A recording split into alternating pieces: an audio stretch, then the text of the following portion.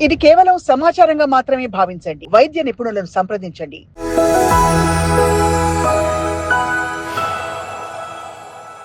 జనరల్‌గా brain surgery అంటే చాలా మంది భయపడతారు. దానికి కారణాలేంటి సార్?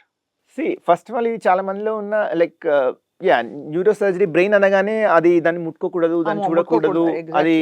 అలా ఇలాంటిదని ఒక స్టీరియోటైప్ క్రియేట్ చేశారు మనుషులు.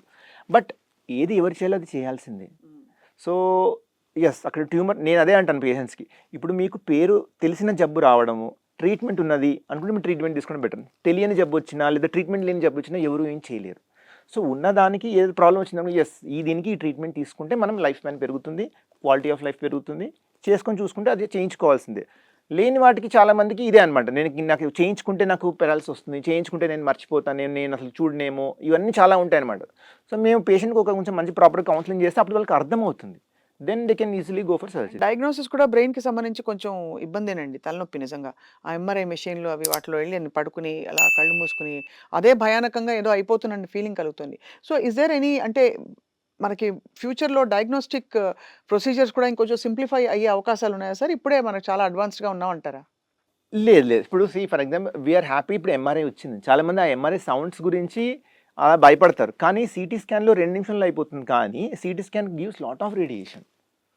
ఎంఆర్ఐలో there is no radiation. It's only magnet. Radiation వల్ల ఏమవుతుంది? మళ్ళీ ఇబ్బందులొస్తాయి అంతేనా? అంటే ఒక సిటీ స్కాన్ చేసుకున్నాం అనుకో 400 ఎక్స్‌రేలు చేసుకుంటే రేడియేషన్ వస్తుంది. 400 సింపుల్ ఎక్స్‌రేస్ చేసుకున్నంత రేడియేషన్ వస్తుంది. సో మనం ఇదంతా అవాయిడ్ చేయొచ్చు. That too CT scan image is like a black and white image. MRI image like a colour photo image. So we get more information from the MRI. We just need to close our eyes. Just think of మీరు ఏదైనా దాన్ని తలుచుకోండి, close చేసుకోండి. Within half an hour అయిపోతుంది. అంటే ఆ ఒక్క sounds గురించి మనం భయపడకూడదు. అంటే నేను చూసాను when I was in hospital, cinema actor రావచ్చు భయపడి వెళ్ళిపోతుంటారు. మెనీ పీపుల్ అందరూ భయపడి వెళ్ళిపోవడం జరుగుతుంది. బట్ పేషెంట్ చెప్పింది ఏంటంటే జస్ట్ క్లోజ్ యువర్, అది చల్లగా ఉంటుంది, మీ ఇంట్లో ఫ్యామిలీ మెంబర్ని నిల్చోబెడతారు, they will give you more comfortness and just కళ్ళు మూసుకొని పడుకోండి. చేయకూడదా సార్? చేస్తాము. There is some people called claustrophobic. అంటే ఇలా వెళ్ళగానే నాకు గుండె గాబరైపోతుంది. వాళ్ళకి చేస్తాం. అంటే కొంతమంది ట్యూమర్ ఉంది. ఇప్పుడు మొన్న మా పేషెంట్కి ఒక పేషెంట్కి ఇలా ఆపరేట్ చేశాను. ఆమెకి ఎంఆర్ఐ ఆమెకు అర్థమైపోయింది నాకు ఏదో ఉంటుంది అని. నేను తీసుకెళ్తే ఎంఆర్ఐ చేపిస్తారని మేము చెప్పట్లేదు ఇంట్లో. ఒకరోజు కింద పడిపోయింది, లాస్ట్లో ఫ్యామిలీస్ అన్ని తీసుకొచ్చాడు, మత్తిచ్చి చేసేసాము, అయిపోయింది.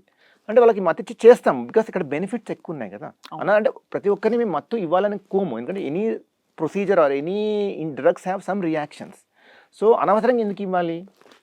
పేషెంట్ అర్థం చేసుకుంటే ఇట్ విల్ ఫైన్. చిన్న పిల్లలు కొంతమందికి 6 years, 5 years, 3 years ఉన్న వాళ్ళకి మత్తిచ్చే చేస్తాం, ఎందుకంటే దే విల్ నాట్ కోఆపరేట్.